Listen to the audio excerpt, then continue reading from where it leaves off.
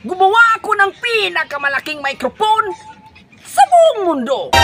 Mga tipo mo'y mistisa at chinita, habang ako'y morenang dalagang Pilipina. Tingnan naman ako sa mga mata mo, huwag kang kumaripas ng takbo. Dakuan ni Moy! Noong nakaraang videos natin ay ginawa nating microphone itong speaker.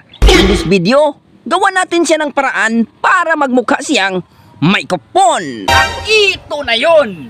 Ang resulta, nagmukha siyang isang dambuhalang microphone. Ang ginamit ko ditong pinakaulo niya ay itong lagayan ng labahan sa aking asawa. Hey, babe! Poma, pare! Saan man na nimo? Ah, basta! At makikita na natin dito ang speaker na sang ginamit natin na parang higanting microphone coil. I saw the light on the night that I passed by your window.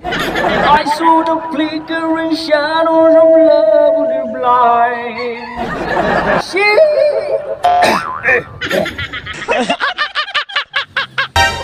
Bago ko ginawa ito, pinagmasdan ko muna itong maliit na microphone para magaya ko ang kanyang postura. At naisipan kong kumuha ng isang kawayan na aking bibiyakin para magkahugis siya na parang microphone. Pagkatapos kong mabiyak ay sinubukan kong ilagay ang speaker para ito'y magsilbi nating higanting microphone coil. At itinali ko ito ng nylon para maging stable.